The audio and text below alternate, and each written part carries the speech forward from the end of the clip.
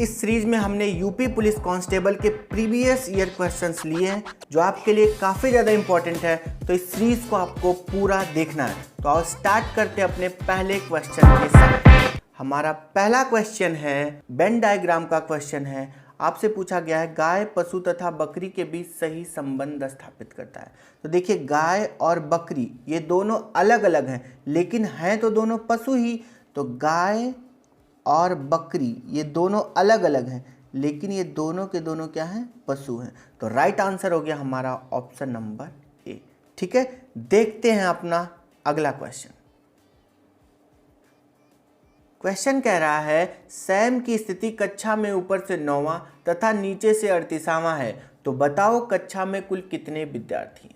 देखिए कि special type का क्वेश्चन है। इस तरह का क्वेश्चन एग्जाम में कई बार पूछा जाता है जिसमें एक व्यक्ति की स्थिति दोनों तरफ से दी जाती है और आपसे पूछा जाता है बताओ उस पंक्ति में कुल कितने विद्यार्थी हैं। तो आपको मैं बताता हूँ इस तरह का क्वेश्चन कैसे सॉल्व करते हैं। तो फॉर एग्जाम्पल अगर मैं कहूँ कि राम की स्थिति बाएं से 9वां तथा दाहिने से कितना है 10वां, ठीक है, या मैं ऐसा कह दूं राम की स्थिति ऊपर से है 10वां और नीचे से है 12वां, तो बताओ इस पंक्ति में कुल कितने लोग हैं। तो पहले मैं ये क्वेश्चन दे लेता हूं। जब भी इस तरह का क्वेश्चन मिले तो आपको क्या करना है, उस व्यक्ति की स्थिति एक साइड से यानी बाएं साइड से उस व्यक्ति की स्थिति यानी L प्लस में उसी व्यक्ति की स्थिति दाएं साइड से यानी प्लस में R माइनस में 1 कर दोगे, जो आएगा वही इस पंक्ति में लोगों की संख्या हो जाएगी। जैसे इस क्वेश्चन में इस व्यक्ति की स्थिति क्या थी, बाएं से 9वां यानी 9 प्लस दाहिने से क्या थी 10वां माइनस में 1 किया तो आंसर कितना आ गया हमारा 18। अगर इस क्वेश्चन को ले लेते हैं तो इस व्यक्ति की स्थिति ऊपर से कितना 10वां प्लस नीचे से कितना 12वां माइनस में 1 कर दोगे तो जो आएगा वही आपका आंसर होगा। तो इसका आंसर कितना हो गया 21। ठीक है, अब बात कर लेते हैं इस क्वेश्चन की। कह रहा है सैम की स्थिति ऊपर से कितना है 9वां यानी 9 प्लस नीचे से कितना है 38वां, तो प्लस में 38 माइनस में 1 कर देंगे तो आंसर आ गया हमारा 46। ठीक है, इस तरह से इस क्वेश्चन को करना है। ठीक है, देखते हैं अगला क्वेश्चन। अगला क्वेश्चन है जो कि एक सीरीज का क्वेश्चन है।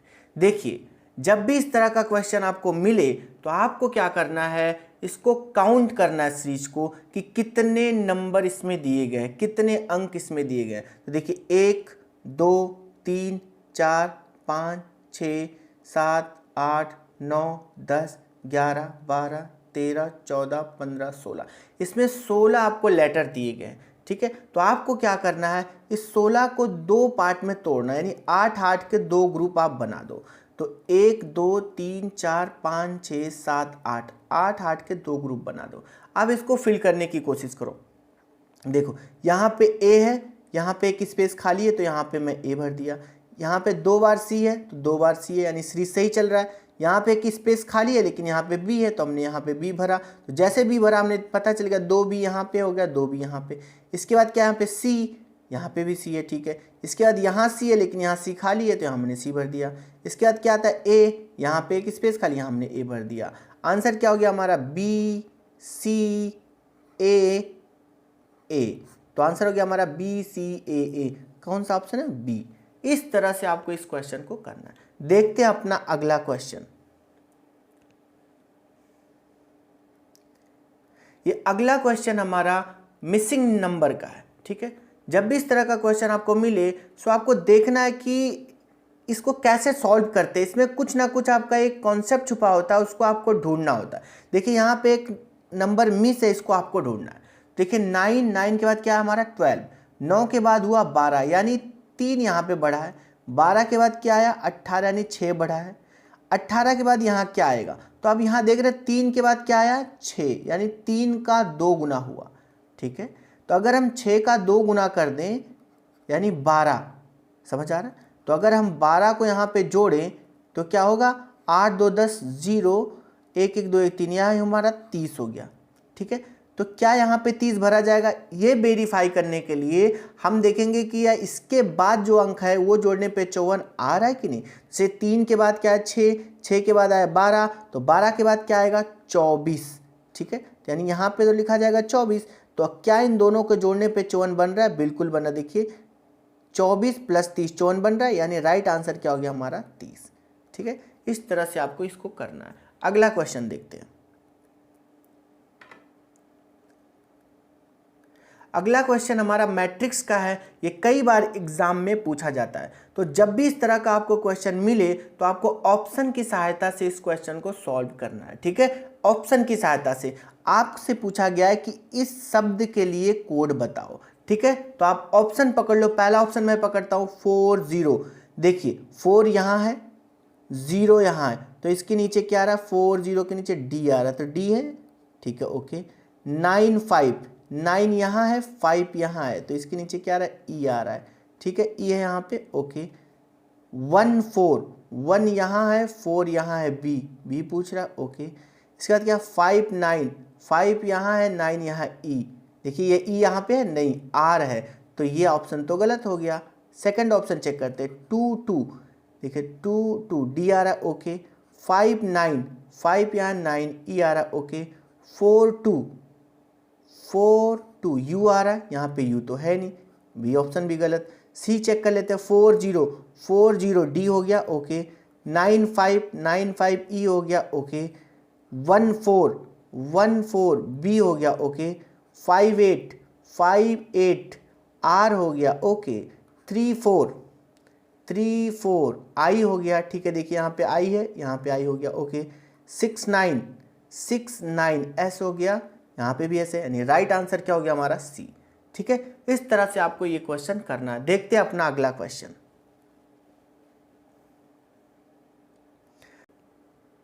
कैसे इसको सॉल्व करेंगे बताते हैं आपको।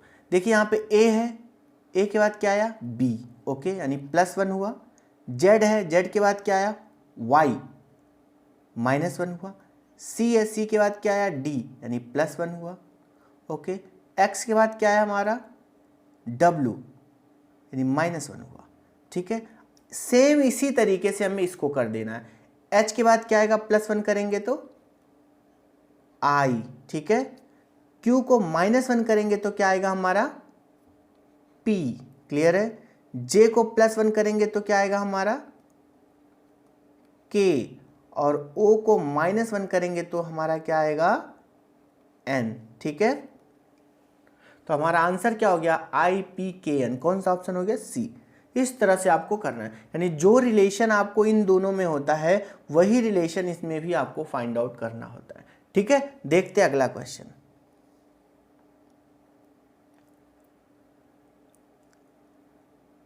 अगला क्वेश्चन ये भी आपका मिसिंग टर्म्स का क्वेश्चन है। इन दोनों में कुछ रिलेशन रहता है और इन्हीं दोनों के रिलेशन से बीच वाला आपका निकल के आता है, ठीक है। सो कैसे आपको करते देखिए। पहले हम तो इन दोनों को माइनस कर लेते हैं, तो 9 से 6 को माइनस करेंगे हो गया 3। 15 में से 12 को माइनस करेंगे तो ये हो गया 3। क्या 3 को जोड़ के 6 आ रहा है? बिल्कुल। क्या यही कॉन्सेप्ट इसमें अप्लाई हो रहा है? देखते हैं। 8 से 4 को माइनस करेंगे 4, 16 से 12 को माइनस करेंगे आपका क्या हो गया 4। इन दोनों को जोड़ने पे 8 आ जा रहा है, बिल्कुल। यानी यही कॉन्सेप्ट इसमें, यही कॉन्सेप्ट सेम इसमें लगाना है। 8 से 5 को माइनस करेंगे कितना आया 3। 14 से 11 को माइनस करेंगे कितना आया 3। इन दोनों को जोड़ेंगे तो क्या आ गया हमारा 6। तो राइट आंसर हो गया हमारा 6।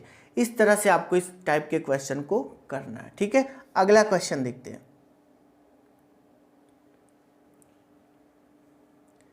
देखिए अगला क्वेश्चन भी हमारा सेम टाइप का क्वेश्चन है।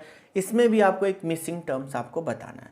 तो देखिए इस तरह का क्वेश्चन में क्या से आपको सॉल्व करते हैं बताता हूँ।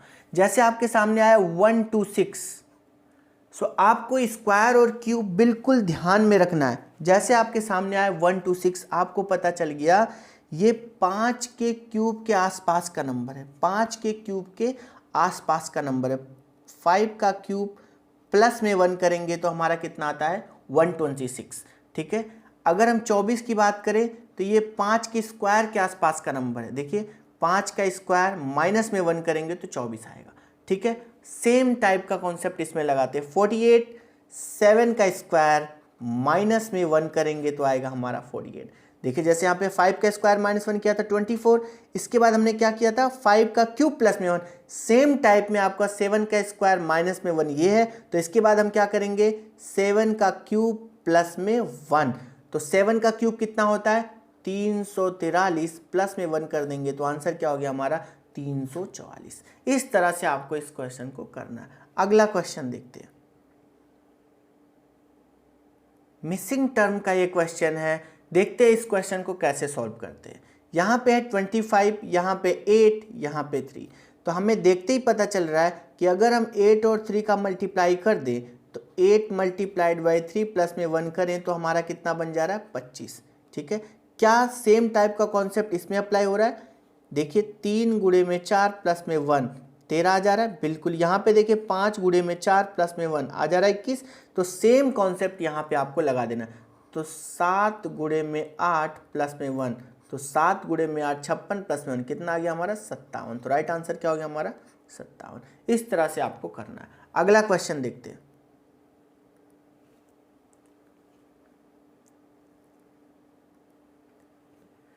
ये हमारा अगला क्वेश्चन है, इसमें आपको विषम युग्म आपको छांटना है कि इन चारों में से कोई एक डिफरेंट है उसको आपको छांटना है। देखते हैं, यहाँ पे ए है, ए के बाद क्या है डी।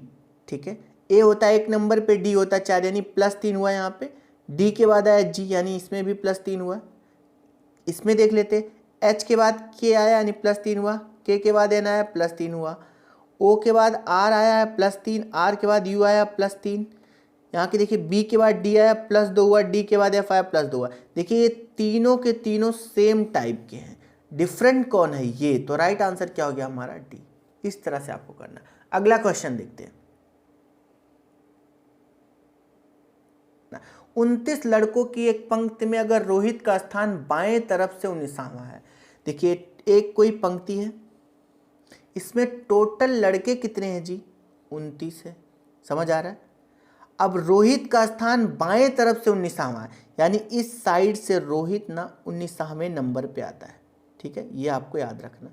19वें नंबर पे कौन आ रहा है जी? रोहित आ रहा है। तो टोटल बच्चे कितने हैं 29। तो अगर इधर से आ रहा है 19 तो इसके इधर कितने रह गए बच्चे 10 रह गए। क्लियर है। तथा करण का स्थान दाएं तरफ से 19वां हो जाता है। तो दाएं तरफ से 19 यानी इधर साइड से करण कितने स्थान पे 19वां, यानी इधर से करण यहाँ पे कहीं होगा, करण वो 19वें स्थान पे है। तो इनके बीच कितने बच्चे ये आपको बताना, यानी करण और आपके रोहित के बीच, इनके बीच कितने लड़के आपको बताना।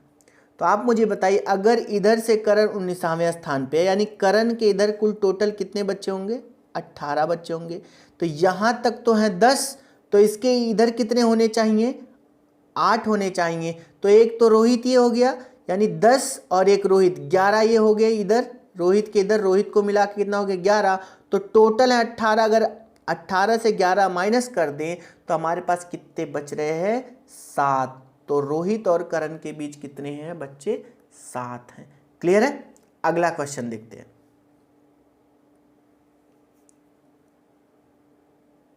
ये नंबर सीरीज का क्वेश्चन है, देखते हैं इसको कैसे सॉल्व करते हैं। यहाँ पे देखिए 1, ये 9, हमें 9 देखते ही पता चल रहा है कि ये 3 का स्क्वायर होगा। ठीक है, ये 25 देखते ही पता चल रहा है 5 का स्क्वायर है, 49 7 का स्क्वायर है, 81 9 का स्क्वायर है। तो 3 का स्क्वायर, 5 का स्क्वायर, 7 का स्क्वायर, 9 का स्क्वायर, इन सब में +2 हो रहा है। क्या हो रहा है +2 हो रहा है। तो 9 के बाद भी हम +2 करेंगे तो यानी 11, 11 का स्क्वायर कर देंगे तो आएगा हमारा 121। तो राइट आंसर हो गया हमारा 121। क्लियर है। अगला क्वेश्चन देखते हैं। ये भी हमारा सीरीज का क्वेश्चन है, कैसे इसको सॉल्व करते हैं देखते हैं। देखिए ये है m, m के बाद आया n यानी +1 हुआ, n के बाद आया o +1 हुआ, o के बाद आ गया l। तो यहाँ पे तो +1 वाली सीरीज तो नहीं चल रही है, यानी ऐसा तो नहीं है। फिर कैसा है देखते हैं। देखो यहाँ पे है m, m के बाद आया क्या हमारा o, यानी 13 में +2 किया आया हमारा 15। ठीक है, 15 में +3 किया तो आया हमारा 18।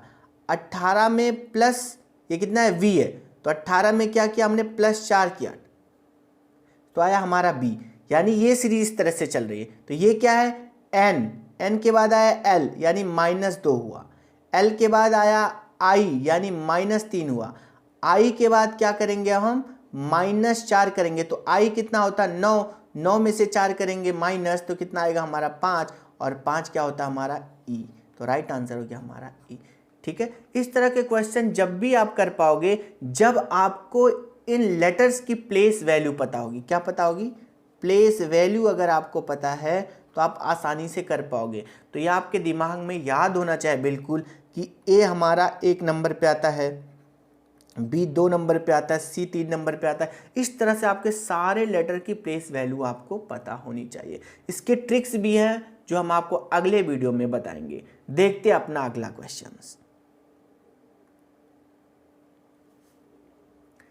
इस क्वेश्चन में कह रहा है यदि r को 18 लिखा जाता है, n को 14 लिखा जाता है और बाल को 27 लिखा जाता है तो गो को कितना लिखा जाएगा। देखिए r की प्लेस वैल्यू ही होती है 18, n की भी कितनी होती है 14, तो बाल को लिखा गया 27। आपको पता होना चाहिए कि l की प्लेस वैल्यू कितनी होती है 12।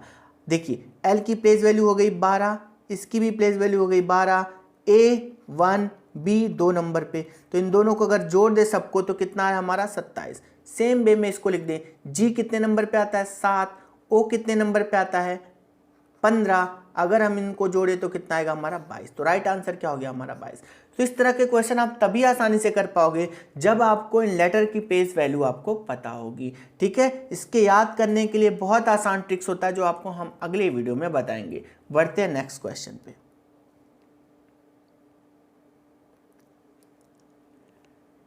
देखिए एक सीरीज का क्वेश्चन है, कैसे इसको सॉल्व करते हैं। ई के बाद क्या आया हमारा जी, 5 जी कितने नंबर पे आता है 2 यानी +2 हुआ, 7 के बाद 9 आया यानी +2 हुआ, 9 के बाद क्या आएगा +2 करने पे 11। ठीक है, यानी के, एल इसमें भी है, एल इसमें भी है, तो अगला नंबर भी क्या आएगा एल आएगा। क्लियर है। एफ यानी 6 नंबर पे, 6 के बाद क्या आया एच यानी 2 बढ़ा। ठीक है, 6 2 8, 8 2 10, 10 में +2 करेंगे तो फिर क्या आएगा 12, 12 होता है एल। इसके बाद ए है, फिर ए है, फिर ए है, तो अगली बार भी क्या आएगा ए आएगा, यानी KLLA। तो राइट आंसर क्या हो गया हमारा डी।